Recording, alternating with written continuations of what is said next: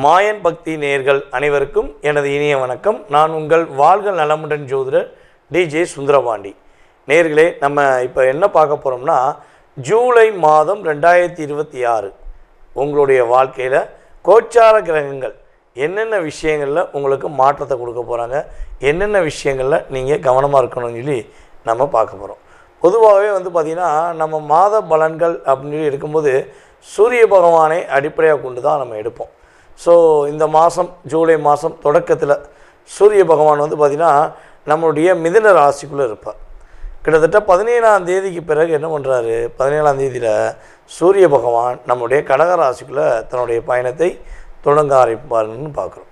So அதே போல் பார்த்திங்கன்னா இந்த மாதம் தொடக்கத்தில் நம்முடைய செவ்வாய் பகவான் பார்த்திங்கன்னா ரிஷப ராசியில் இருப்பார்.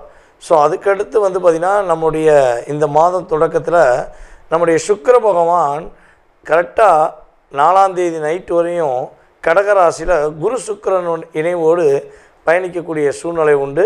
ஸோ புதனும் கூட தான் இருப்பார். அப்போ புதன் பகவான் என்ன பண்ணுறாரு அப்படின்னா, இந்த மாதம் கரெக்டாக 8ஆம் தேதி வக்ரமாகி பின்னாடி மிதுன ராசிக்குள்ளே தன்னுடைய சுய ராசிக்குள்ளேயே என்ன பண்ணுறாரு, வக்ரம் பெற்று போய் அமர்கிறாருங்கிறது பார்க்குறோம். சுக்கிரனும் 5ஆம் தேதிக்கு மேலே என்ன பண்ணுறாரு, நம்முடைய சிம்ம ராசிக்குள்ளே நுழைஞ்சிறாரு. ஏற்கனவே பார்த்திங்கன்னா சிம்ம ராசிக்குள்ளே கேது பகவான் இருக்கார். சரியா? அதே போல் நம்முடைய கும்ப ராசியில் ராகு பகவான், அதே போல் நம்முடைய சனி பகவான் பார்த்திங்கன்னா இந்த மாதம் ஜூலை மாதம் 27ஆம் தேதி கரெக்டாக அந்த மாதத்துடைய எண்ட் ஆஃப் பாயிண்டில் வக்ரம் அடைகிறார். ஓகேவா?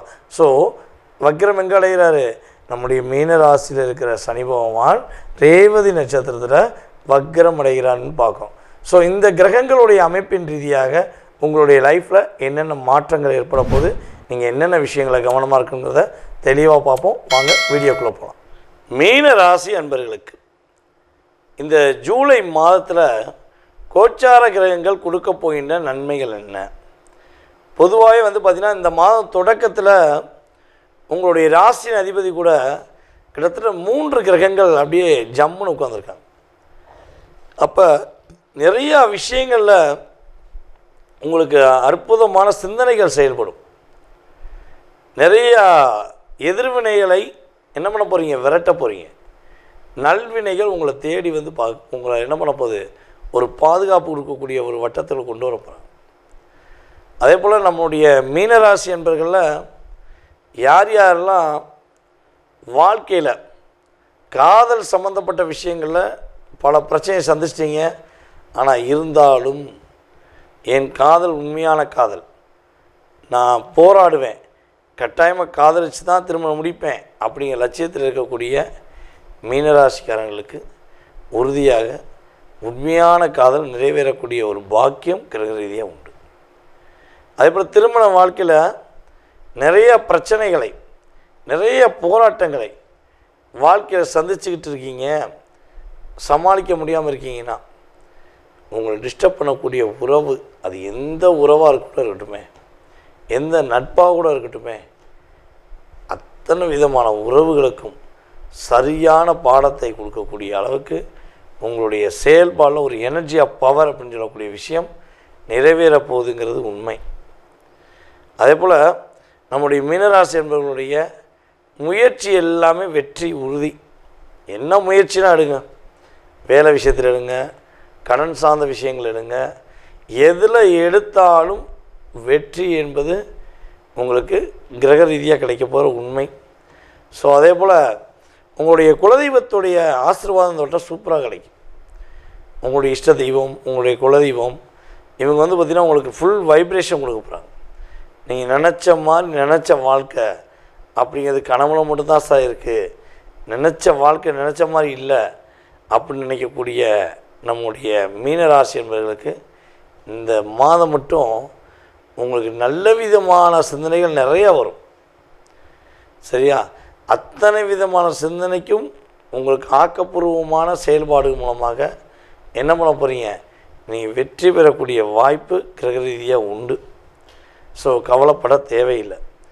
இந்த மாதம் எண்டில் ஜூலை மாதம் 27ஆம் தேதி நம்முடைய ராசியில் அமர்ந்திருக்க, அதாவது மீன ராசியில் அமர்ந்திருக்க சனி பகவான் என்ன பண்ணுறாருன்னா, ரேவதி நட்சத்திரத்தில் என்ன பண்ணுறாரு, வக்ரமடைகிறார். ஸோ அப்போ பொதுவாகவே ரேவதி நட்சத்திரக்காரங்க கொஞ்சம் பொறுமையாக நிதானமாக செயல்படுது. மற்றவங்க என்ன சொன்னாலும் சரி, அவங்க சொல்லிட்டாங்களே செஞ்சிடுவோம். அவங்க நம்ம மேலே பாசம் வச்சுக்காங்கள, இவங்களை 10 வருஷமாக தெரியும்ல, இவங்களை 5 வருஷமாக தெரியும்ல, தயவுசெய்து அப்படி இடம் போடாதீங்க. புரியுதா? ஸோ நீங்கள் கவனமாக இருக்கணும், நிதானமாக செயல்படணும். அதே போல் வெற்றி என்பது உறுதியாக உங்களுக்கு இருக்க போகிறது என்பது உண்மை. உங்களுடைய குலதெய்வத்துடைய ஆசீர்வாதம் மட்டும் கிடைச்சா போதும், லைஃப் சூப்பராக இருக்கும்.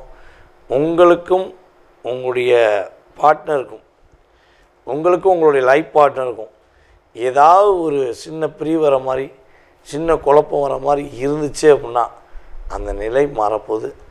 உங்களுடைய குடும்ப உறுப்பினர்கள் உங்களை புரிந்து கொண்டு உங்கள் மேலே அன்பு செலுத்துவதற்கான, அக்கறை காட்டுவதற்கான வாய்ப்பெலாம் கிரக ரீதியாக சூப்பராக இருக்குது. அதாவது இந்த மாதத்தில் நீங்கள் கவனமாக இருக்க வேண்டிய விஷயம் என்னென்னா, புதுசாக மட்டும் கடன் வாங்காதீங்க. அதுபோல் மற்ற இன்னொருத்தவங்க உங்களை வந்து உசுப்பேற்றுற மாதிரி ஏதாவது ஒரு விஷயம் சொல்கிறாங்க, அப்போ நீங்கள் என்ன பண்ணிங்கன்னா அவங்கள நல்லவங்க வச்சு ஏற்கனவே கூட அந்த உறவுகளை பற்றி சொல்லிடுவீங்க. ஏன்னா இவங்க உண்மையாக தானே இருக்காங்க அப்படின்னா சொல்லிடுவீங்க. தயவுசெய்து அப்படிலாம் பண்ணாதீங்க, சரியா? இப்போ உங்களுக்கான ஒரு வாய்ப்பு என்னென்னா, நீங்கள் நிதானமாக செயல்பட்டீங்கன்னா நீங்கள் எதிர்பார்க்கக்கூடிய விஷயங்களை, எதிர்பார்க்கக்கூடிய அங்கீகாரம் கிடைக்கக்கூடிய வாய்ப்பு கிரக ரீதியாக உங்களுக்கு என்ன பண்ணுது, சூப்பராக இருக்குது. ஸோ கவலைப்பட வேண்டாம். நம்முடைய மீனராசிக்காரங்க மீண்டு வர போகிறீங்கிறது கிரக ரீதியான உண்மை. நேர்களே, தற்போது வரை நீங்கள் ரொம்ப பொறுமையாக பார்த்தது இந்த ஜூலை மாதத்தில் கோச்சார கிரகங்கள் உங்களுக்கு கொடுக்கின்ற நன்மைகள் மற்றும் கவனம் அப்படிங்கிறத தெளிவாக பார்த்துருக்கீங்க. ஸோ இது வந்து பார்த்திங்கன்னா பொது பலன், சுய ஜாதகம் கிடையாது. அதை ஃபஸ்ட்டு நீங்கள் மனசில் வச்சுக்கணும். கிட்டத்தட்ட வந்து பார்த்திங்கன்னா ஒரு 20% உங்களுடைய லைஃப்பில் 20 to 30% இந்த மாதத்தில் இந்த கிரகங்கள் எல்லாமே என்ன பண்ணுறாங்க, உங்களுக்கு ஒரு எனர்ஜி ஆஃப் பவர் கொடுப்பாங்க. ஸோ இதை தாண்டி உங்களுடைய மனசில் நிறைய கேள்விகள் இருக்கலாம், நிறைய எதிர்பார்ப்புகள் இருக்கலாம். அதெல்லாம் நடக்குமா, அது எப்போ நடக்கும், அதுக்கு நீங்கள் என்னென்ன விஷயங்களை செய்யணும் அப்படிங்கிறத தெளிவாக நீங்கள் தெரிஞ்சுக்கணும்னு ஆசைப்பட்டீங்கன்னா அதுக்கு ஃபஸ்ட்டு வந்து உங்களுடைய சுய ஜாதகம் வேணும். உங்களுடைய பிறந்த தேதி, மாதம், வருடம், நேரம், பிறந்த ஊர், நீங்கள் எந்த ஊரில் பிறந்தீங்க, எந்த நாட்டில் பிறந்தீங்க. ஸோ இந்த ஃபுல் டீட்டெயில்ஸ் இருந்தால் தான் என்ன பண்ண முடியும், உங்களுடைய கடந்த கால நிகழ்வுகள் மற்றும் எதிர்கால சம்மந்தப்பட்ட செயல்பாடுகளுக்கு மிக துல்லியமாக நம்மளால் என்ன பண்ண முடியும், கணித்து உங்களுக்கு குறிப்பிட முடியும்.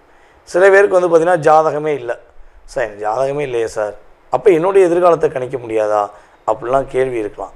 ஸோ ஜாதகமே இல்லை, எழுதலை, இல்லை பிறந்த தேதியே தெரியாது, எனக்கு என்னுடைய பேர், எனக்கு குறிப்பிட்ட வயது மட்டும்தான் தெரியும் அப்படின்னு நினைக்கிற உங்களுக்கு உறுதியாக பிரசனத்தின் அடிப்படையில் உங்களுடைய கடந்த காலம் மற்றும் எதிர்காலம் சம்மந்தப்பட்ட விஷயங்களை துல்லியமாக கணக்கிட முடியும். அதே போல் உங்களுடைய வீட்டுடைய வாஸ்துங்கிறது ரொம்ப ரொம்ப முக்கியம். இந்த வாஸ்து தான் நம்மளுடைய வாழ்க்கையில் கிட்டத்தட்ட மிகப்பெரிய மாற்றத்தை கொடுக்கக்கூடிய விஷயம். சார் நான் வாடகை வீட்டில் இருக்கேனே, எனக்கு வாஸ்து என்னை அஃபெக்ட் பண்ணுமா? சார் நான் வந்து ஒத்திக்கி இருக்கேனே, எனக்கு எதுவும் வாஸ்து பிரச்சனை பண்ணுமா?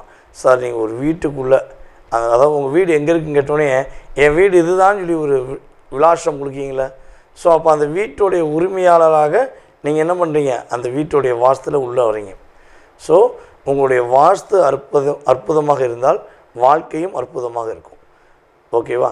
அப்போ உங்களுடைய மனதில் உள்ள எல்லா கேள்விகளுக்கும் பதிலளிக்க முடியும். ஸோ நீங்கள் என்ன பண்ணணும், கீழே உள்ள வாட்ஸ்அப் நம்பருக்கு உங்களுடைய அப்பாயின்மெண்ட் வாங்கிக்கோங்க. கட்டாயமாக உங்களுடைய கடந்த காலம் மற்றும் எதிர்காலம் சம்மந்தப்பட்ட கேள்விகளுக்கு துல்லியமாக பதில் சொல்ல நான் கடமைப்பட்டிருக்கிறேன். மேலும் உங்களுடைய நண்பர்களுக்கு, உறவினர்களுக்கு நம்முடைய வீடியோவை ஃபார்வர்ட் பண்ணுங்கள். நீங்கள் செய்கிற ஒவ்வொரு விஷயங்களும் இறை அருள் மூலமாக உங்களுக்கு அற்புதமாக மாற்றங்களை கொடுக்கக்கூடிய விஷயமாக இருக்கும் என்பது நிதர்சனமான உண்மை. உங்களிடமிருந்து தற்போது விடைபெறுவது உங்களுடைய வாழ்க நலமுடன் ஜோதிடர் டிஜே சுந்தரபாண்டி. நன்றி, வணக்கம்.